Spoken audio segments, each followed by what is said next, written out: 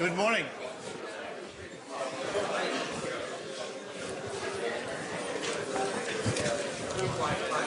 All right. So today we're going to take a fresh look at some of the stuff we covered in the last two lectures.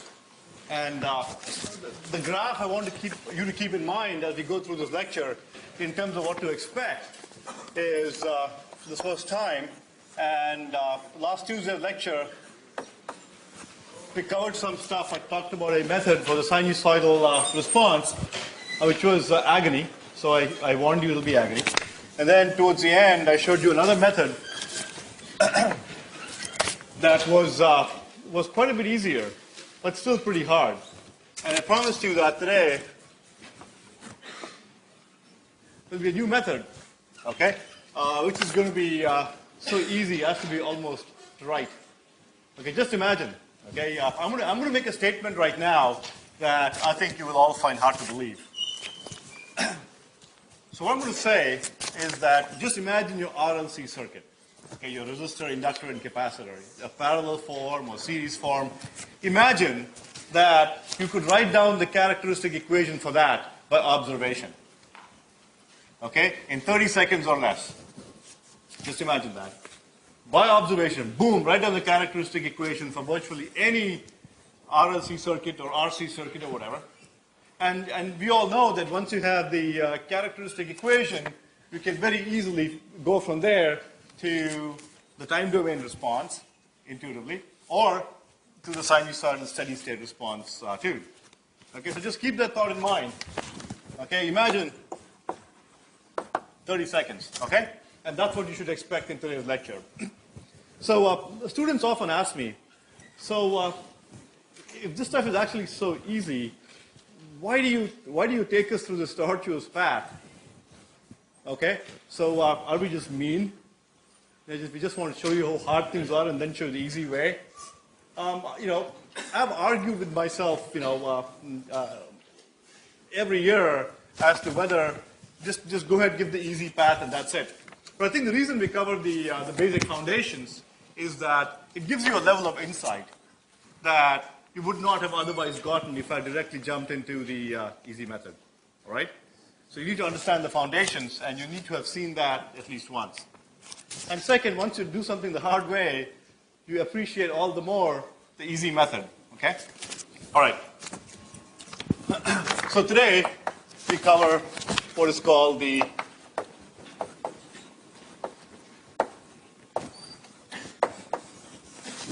impedance model.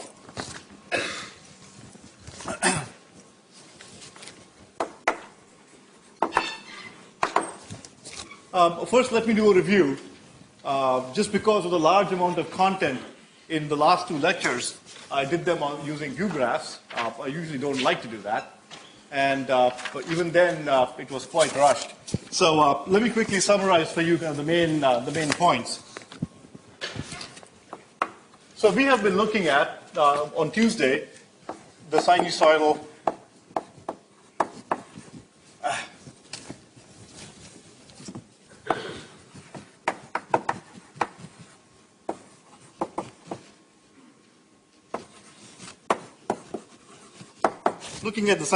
steady state response, also fondly denoted as SSS. And the readings for this were 14.1 and chapter 14.2. So what we said was, we took this example circuit, and we fed as input cosine of omega t. We have an R and a C, and let's say we cared about the output response, and we cared about the capacitor voltage. What we talked about was focused on the sinusoidal steady state response. And what that meant was, first of all, focus on steady state.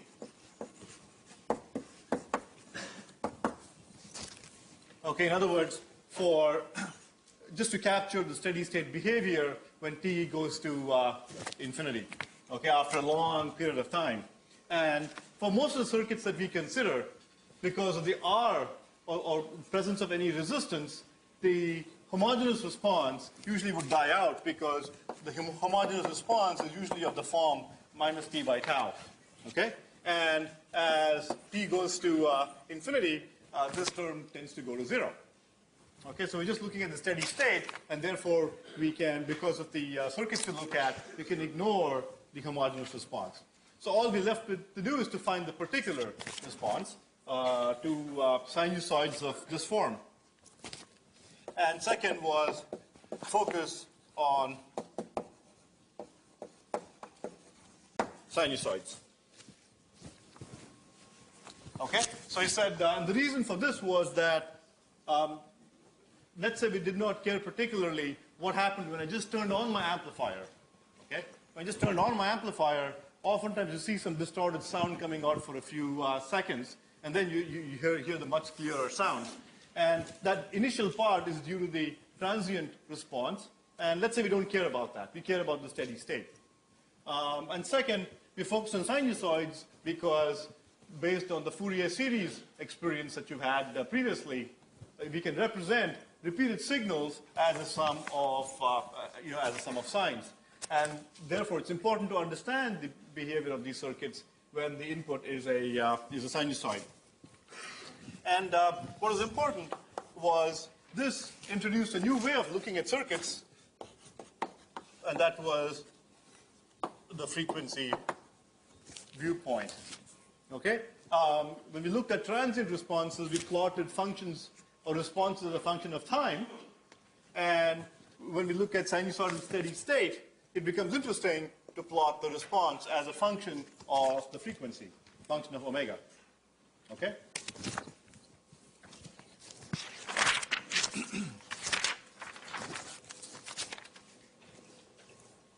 So what I'll do is let me draw a little chart for you to sort of visualize the various processes we've been going through.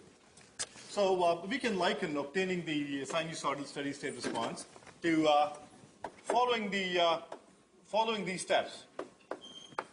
So here's my input, and what I did as a first step was fed my input to a usual circuit model. Okay, my elements were lumped elements, built the circuit, and wrote down the VI relationships for the element. As a second step, I set up the differential equation.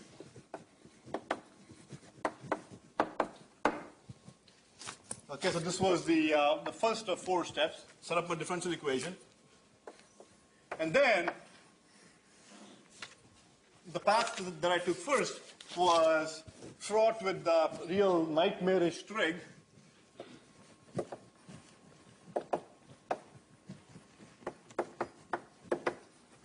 By the end of the day, it would still yield an answer. It would be a nightmare, but I would get something cosine omega t plus something, some phase.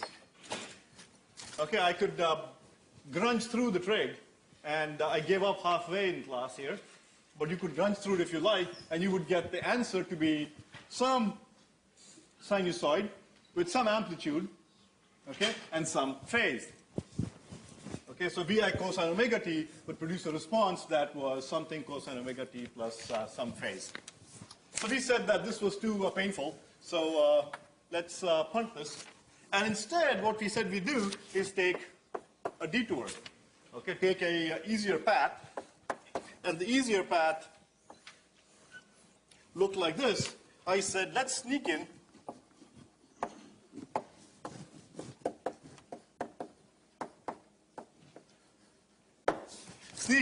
Vi e to the j omega t drive. Okay? That is, just imagine, do the math as if you had fed in not a Vi cosine omega t, but a Vi e to the j omega t. Okay? And from Euler's relation, you know that the real part of this is Vi cosine of omega t. Okay, so we said that I'm going to sneak in this thing, find the response, and just take the real part of that, because the real part of the input gives me this. So this is my sneaky path, and what I did there, as soon as I fed in e to the j omega t, because of the property of exponentials, the e to the j omega t canceled out in my equation, and what was left was some fairly simple complex algebra. Okay? And at the end of the day, after I grunched through some fairly simple complex algebra, I ended up with some response that looked like this, some Vp e to the j omega t. What I would find is that for the input via e to the j omega t, okay, I would get a response Vp e to the j omega t. Okay? And then what I said we do is take the real part. Why take the real part? Because this is a sneaky input. The input I really care about is the real part of the sneaky input. Okay? So this is my sneaky output. And what I care about is the real part of the sneaky output. Okay? So that was sort of the inverse superposition argument that I made on Tuesday, that if what I care about is the real part of this input, then I just take the real part and get the output that I care about. So I take the real part, and notice that Vp here in the examples we did an RC example, and the Vp here was a complex number. Okay? So I could represent that complex number as in many ways. This is e to the j omega t. So I could represent Vp in an amplitude, as a phasor. Okay, in essentially polar coordinates. So I can say that would be equivalent to Vp e to the j angle Vp. Okay, so Vp is a complex number. So if you look at the complex appendix in your course notes, I can represent a complex number as an amplitude multiplied by e raised to j times some phase. Okay? It's a simple complex algebra. And then what I could do here is take the real part of that. And when I took the real part of that, what came about was that this was simply Vp. Okay, notice that the angle Vp goes in here, so it becomes j times omega t plus angle Vp. So it's Vp amplitude times e raised to j omega t plus j angle Vp. And the real part of that is simply Vp cosine of that stuff. Okay, so what I end up getting here is Vp cosine omega t plus Vp. The cool thing to notice was that once I found out this response here, I could immediately write down the output based on Vp. Okay, so in other words, once I had Vp, I could stop right there in my math. Okay, I got Vp very quickly here. This step produced Vp very quickly. Okay, after two algebraic steps. And then from here, I could directly write down the answer as a modulus of Vp cosine omega t plus angle Vp. Boom, right there. Okay, so this was a much shorter path. Okay, and here I just described to you how this yields an expression for Vp and angle Vp. And for our example, Vp was 1 divided by 1 plus j omega RC. Okay? And we oftentimes write a shorthand notation 1 plus SRC, where S is simply j omega. Okay? We'll commonly jump back and forth between the shorthand notation S and j omega. Okay, S has another fundamental significance we will learn about in future courses, but for now, S is simply a short form for j omega. So this was the path that we took, and the hard path, the easier path. Today, I'm going to claim that even this was too hard. Okay, there's an even easier path. And today what I'm going to show you is that starting here, we're going to take one step and get here. Okay? I'm going to show you today that we won't do this, we won't do this, not this, not this, none of this. Okay? One step. And then we're going to get the answer. Okay? So let's do that.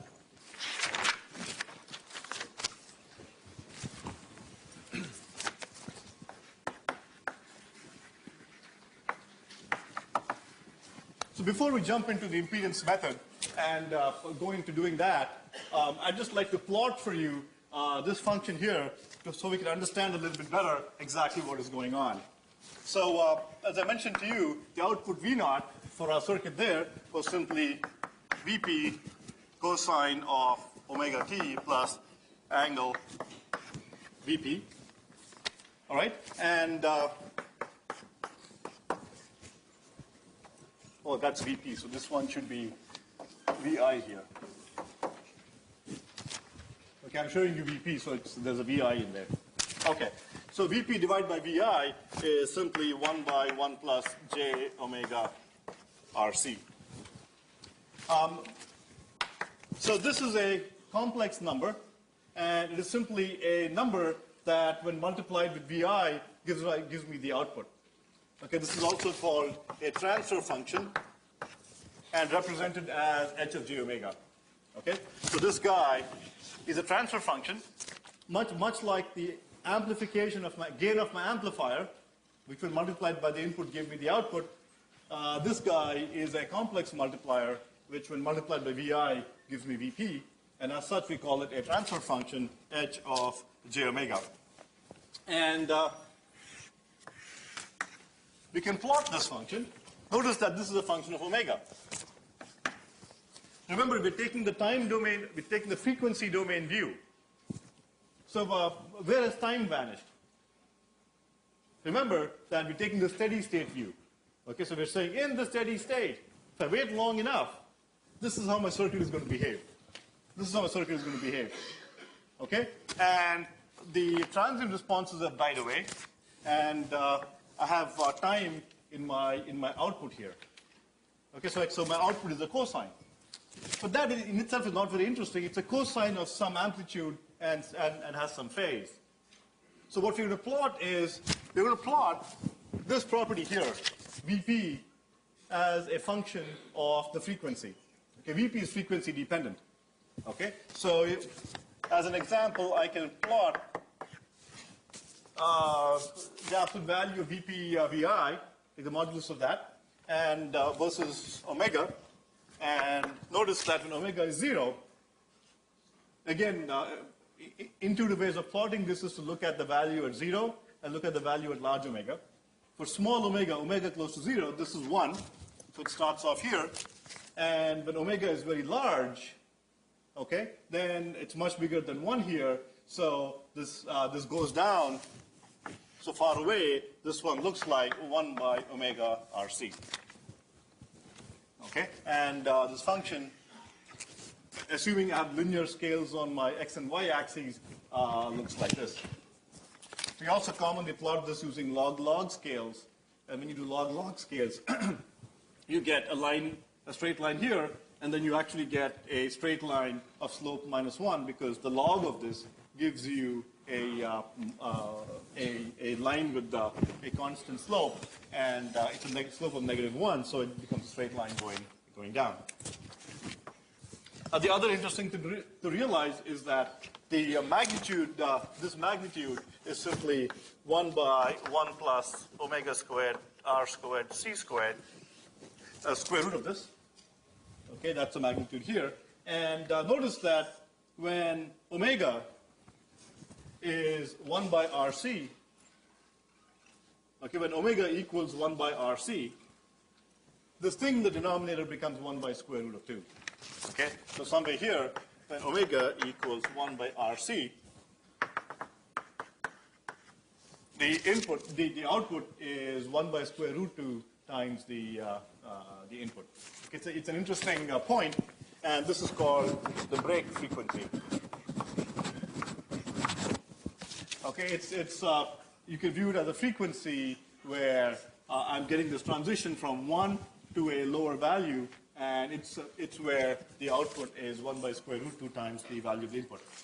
Okay, now, so now you can think back on the demo we showed you earlier, And in the demo, remember that as I increased the frequency of my input sinusoid, the output kept becoming smaller and smaller and smaller. Okay? And you notice that you can see this dying out or decaying of the amplitude as I increase my omega. So let me go back and what we've done is that we're going to apply a bunch of sinusoids to the same circuit, okay, and plot the frequency response, the output, the ratio of the output versus input as a function of frequency, and keep applying a variety of frequencies. Okay, so you can listen to the frequencies as they go by, and we'll plot the amplitude up on the screen for you. So just for fun, we're going to play frequencies between, say, 10 hertz, between 10 hertz and 20 kilohertz, and it'll be fun for you to figure out at what point you stop hearing the frequencies. Okay, we're going to play from 10 hertz to 20 kilohertz and figure out where your ears cut out. That will tell you what the break frequency of your ear is.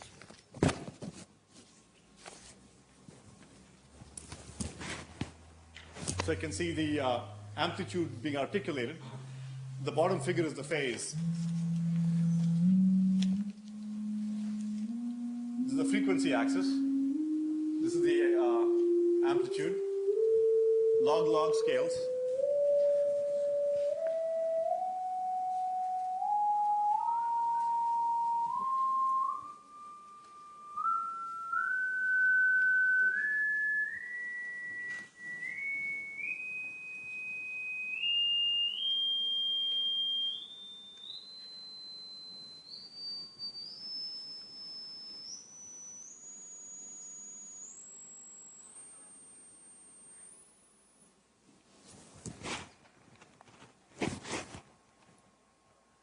I'm not sure about you, but I can't hear anymore. So if you bring your canine friends to class, it's quite possible that they go berserk somewhere here. As I promised you, when we plot this in a log scale, I get a straight line here and a straight line there as well. And the bottom line gives you the phase. Okay? Now, what you can also do is you can also go to WebSim. WebSim is now linked on your course homepage. You can go to WebSim and you can play with various L and C and R values. And if you plot frequency response, if you click on the frequency response button, boom, it will give you frequency responses for your circuit that look exactly like that. Okay, you can go and play around with that. Okay, thank you. All right. So as a next step, I promised to show you an easier path, and let's build some insight.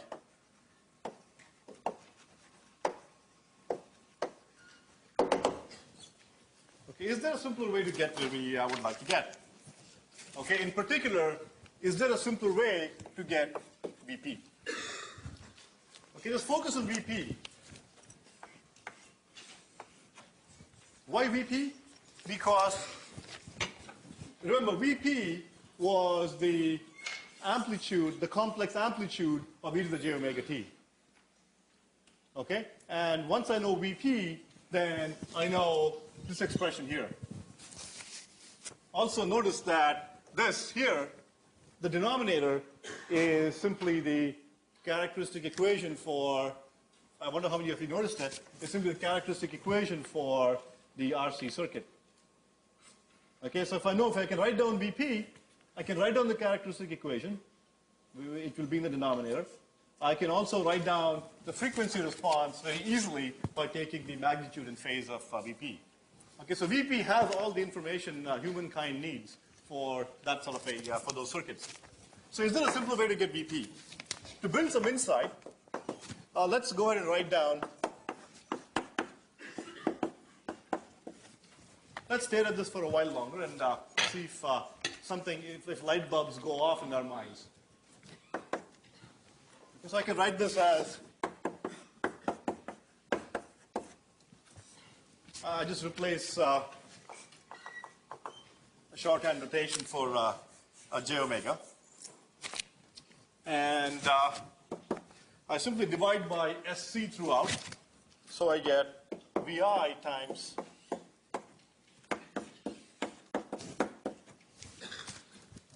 I simply divide by SC throughout is VI. So you have 1 by SC plus R. Light bulbs beginning to go off.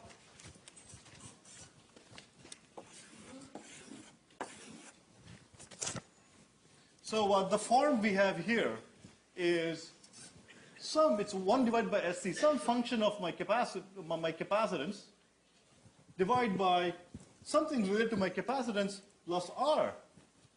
So this is VI, okay, VI multiplied by something connected to capacitance, divided by something connected to capacitance plus R. And remember your circuit.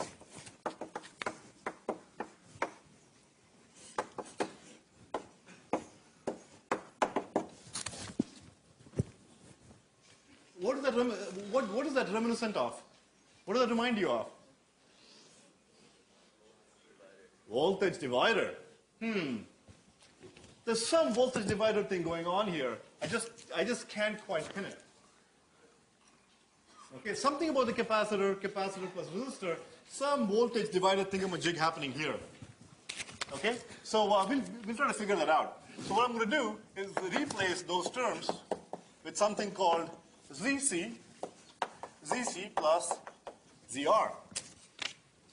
Okay, so if I can find out the ZC somehow, and the ZR and ZC somehow, I can write down VP by inspection by the voltage divider action.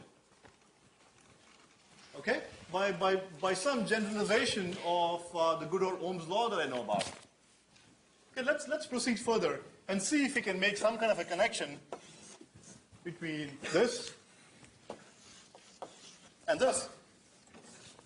If I can make that connection, then boom, I'm done. I just use voltage dividers and I'm home.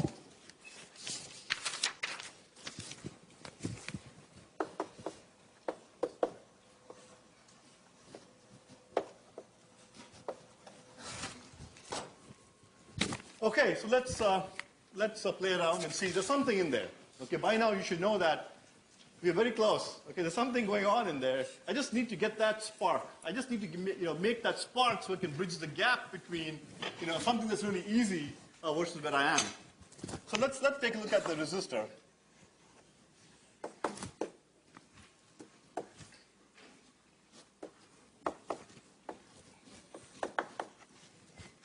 Okay, so I have my resistor with the voltage VR across it and a current IR. Okay, supposing, remember, to get sinusoidal steady state, we're going to be dealing with the drives of the form VI e to the j omega t, exponential drives. Okay, and by taking the real part, I know I get the input, and the real part of the output gives me the actual output. So let's say my IR is simply IR e to the st, and my VR is VR e to the st. Okay?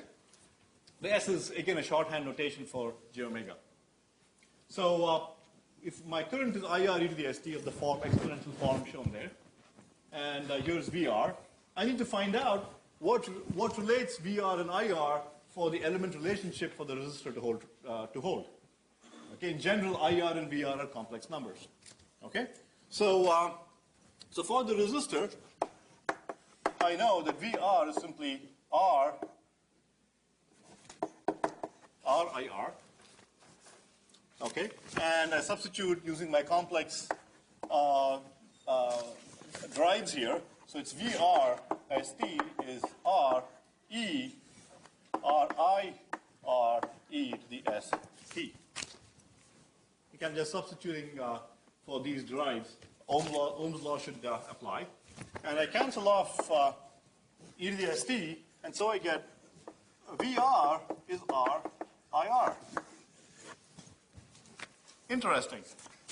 So for the resistor, I find that based on the fundamental principles of resistor action, the complex amplitude of the voltage simply relates to the complex amplitude of the input by the proportionality factor R.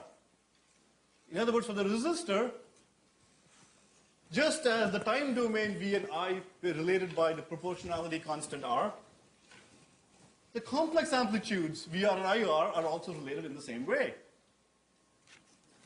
Okay. That's interesting. Now let's look at the capacitor.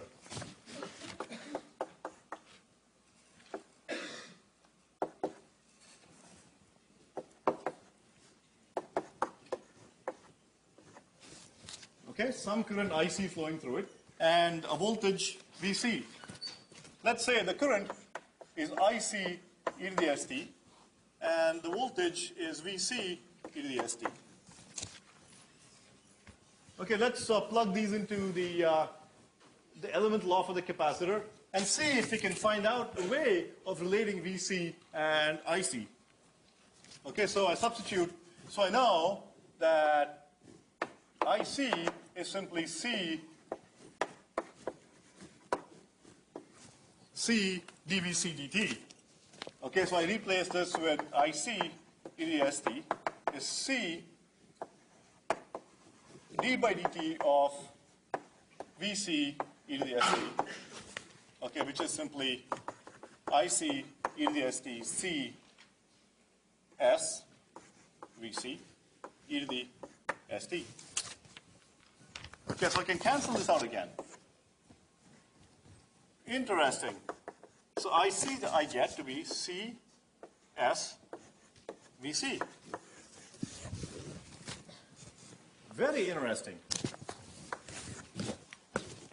What was interesting here? Notice that in the time domain, IC equals C dVC dt. It's the element law for the capacitor. So I said, let's use exponential drives, IC e to the ST, VC e to the ST. Let's do an exponential drive and try to find out what the relationship between the complex amplitudes are. I plug them in, and what do I find? I find that if my input is VC e to the ST, and VC is the amplitude of the input, then the current is simply given by something multiplied VC. Okay? It's very similar in form to what I saw here. So the resistor was VR equals RIR. For the capacitor, VC is simply equal to IC divided by SC. Okay, so 1 divided by SC kind of plays the role of R. In other words, the complex amplitudes of around the capacitor are related by VC equals some constant times IC. Okay, almost like a funny Ohm's law kind of relationship when VC and IC are complex amplitudes. Okay? For the inductor, in the same way,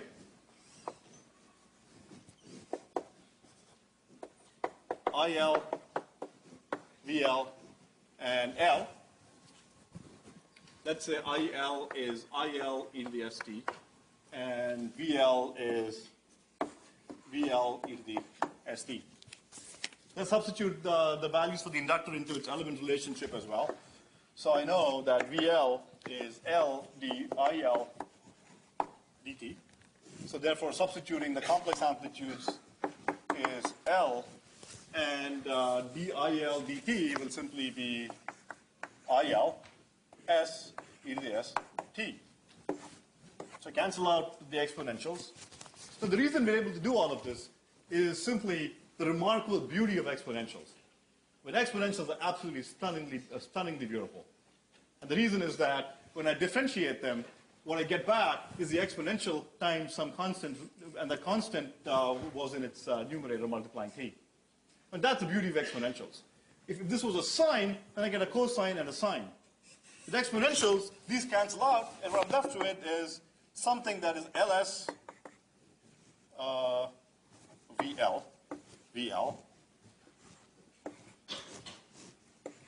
LSIL.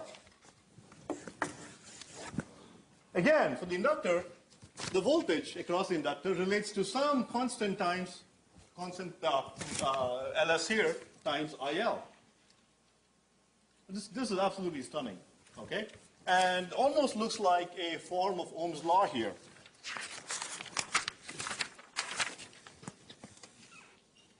What I'm going to do is let's give this the name ZR. Okay, let's give this 1 by SC the name ZC, and let's give this the name ZL. Because it kind of behaves like a resistor. Okay, so the resistor simply becomes ZR, and 1 by SC behaves like a resistor, so I call it ZC, and this is a ZL. Okay, these are called impedances. Okay?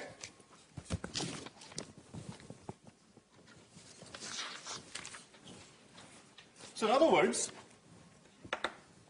for a capacitor, as far as complex inputs and outputs are concerned, so VC and IC is fed to it, the capacitor can be replaced by an impedance ZC, where I can write the relationship between VC and IC as VC equals ZC IC. Okay, where ZC is simply 1 by SC. Similarly, for an inductor,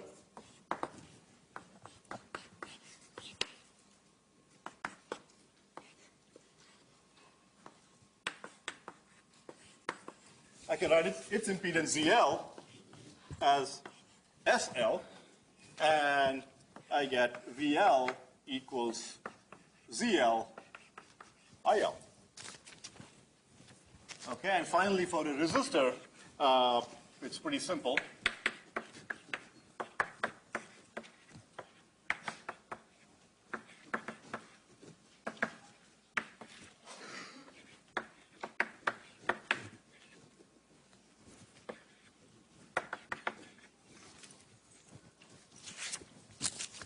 Okay, so what I'm saying is that when I limit, if I'm in the region of the playground, okay, if I constrain myself in the region of the playground where my inputs are complex, my inputs are something VI e to the j omega t, okay, are exponentials in that little region of the playground now. I've been focusing more and more on small parts of the playground, so I'm kind of boxed in right now. So in that region of the playground, this applies.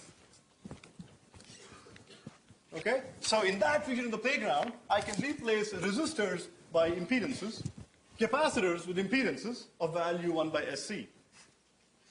Okay, and within that playground, the beauty of analysis there is that in that region of the playground where where the inputs are of the form VI e to the ST, it turns out that the element laws are simply generalizations of Ohm's law. And that is absolutely stunning. Okay, I mean, it's one of the biggest, one of those, hallelujah moments in learning circuits. This is really big. And I think this is, almost as big as the realization that you can take a nonlinear circuit, operate it at a given operating point, and then if you sit around doing the Zen thing, looking at small perturbations in there, okay, those are going to be linearly related. Okay, this is one of the big hallelujah moments in 6002, and this is of the same magnitude as the small signal response being linear. Okay, it's something that's completely, non-intuitive. Okay, which is something that you just would not have known until you've seen it happen. Same way here. This is very important, so I'll repeat it again. So now I've boxed myself into the small region of the playground where all I care about is sinusoidal inputs and steady state responses. Okay? So there I focus on complex inputs, VI e to the j omega t. All right? And I've just shown you that I can replace inductors, capacitors, and resistors with their impedances. And the amplitudes of the corresponding signals around them are related by just a simple Ohm's law-like relationship using impedances. But I'm still boxed into this playground, right?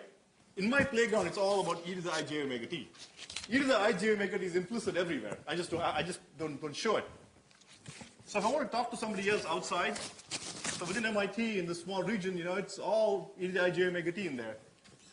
If I want to talk to somebody outside, get out of MIT, get out of this playground, what else do I have to do? I have to take the real part.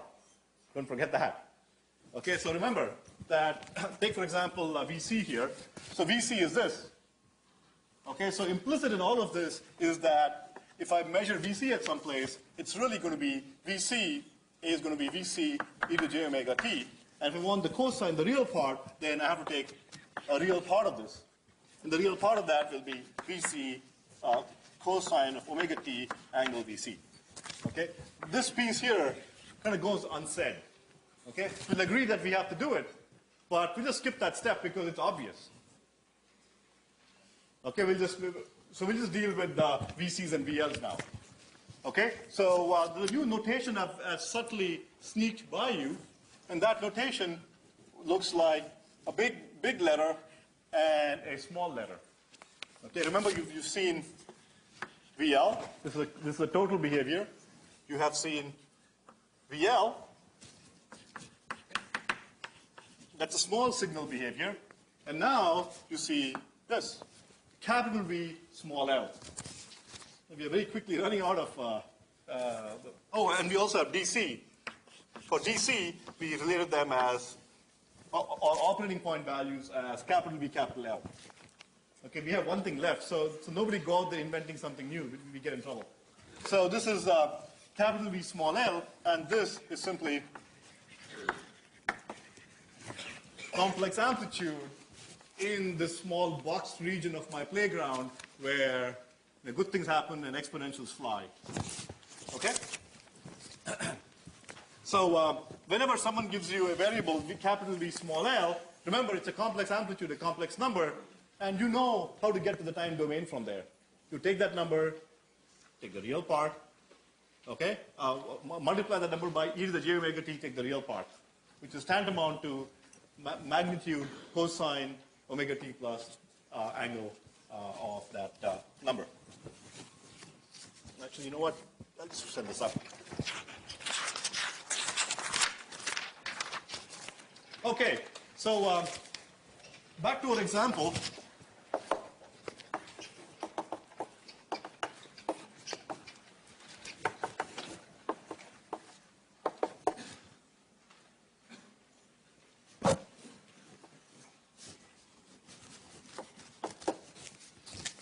Oh, I'm sorry. This is not good. This is my time domain circuit. So remember, this was my time domain circuit. VI input, VC output. I wanted to analyze this. So what I'm telling you now is let's box ourselves in this impedance playground. And in the impedance playground, the input becomes a complex amplitude of the input. My resistance gets replaced by a box, ZR. My capacitor gets replaced by a box, ZC, and the voltage I care about here is V small c. Okay? Where ZR equals R, and ZC equals 1 by SC. And now, there we go. I can write down VC using a voltage divider action as VC is simply ZC divided by ZC plus ZR. Done. Times VI, of course. Okay? And that gives me 1 by SC divided by 1 by SC plus R. And multiplying throughout by SC, I get 1 plus SCR, where S is j omega. Just can't get any simpler. So how long did it take to do this? 30 seconds. Okay, when I spent a whole lecture on Tuesday grinding through, first trig, giving up halfway and collapsing, and then showing you the sneaky path, which is still pretty painful. But 30 seconds, boom.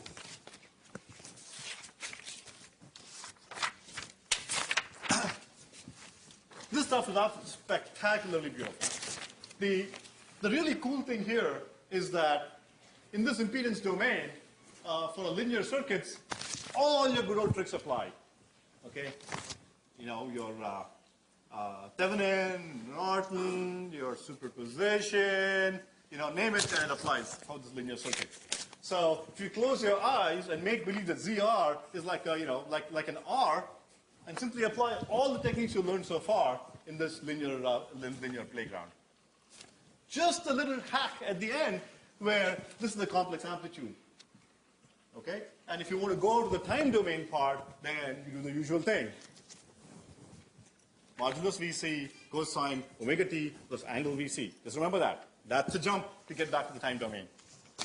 So just to show you that, this is not just, works for one little rinky-dink circuit here, but let me take a more complicated circuit.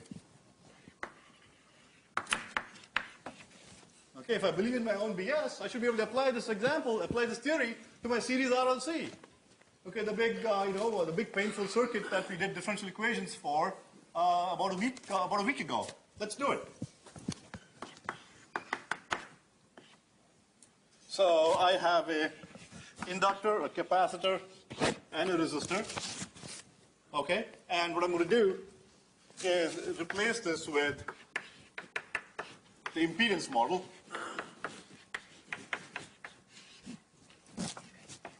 Input VI, so let's say this was VI, and let's say I cared about VR, LCR.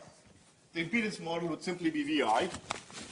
So what's the impedance of an inductor?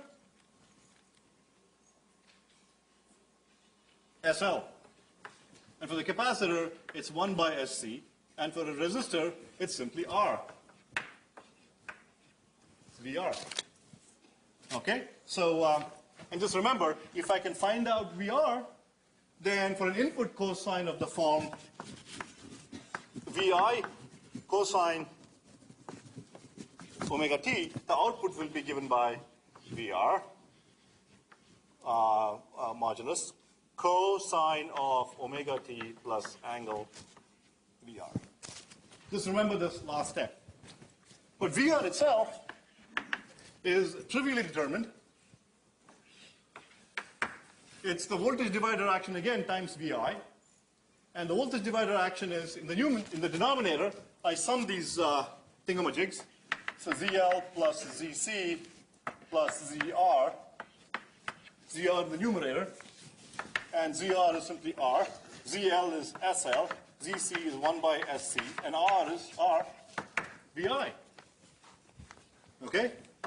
And I multiply through by, in this particular situation, by SL, S divided by L. I want to get it in the same form as you've seen before. Multiply throughout by, in the numerator and denominator by SL. What do I get? I get RS divided by L. And out here, I end up getting S squared plus 1 by LC. And I get plus R divided by L S. I'm done. Look at that. Well, a little more than 30 seconds, maybe a minute. What's this? Where have you seen this before? The denominator of this expression here. Characteristic equation. Okay, for the series RLC, for the RLC. Remember I promised you in the beginning that when we come to the end of the day, using a simple 1 minute expression, I'm going to write down the characteristic equation. Boom! Here's what I get.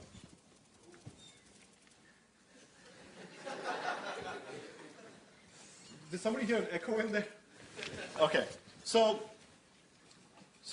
notice that just by doing a simple voltage divider thingamajig, I got this expression, and now I can write down the frequency response by replacing S is equal to j omega.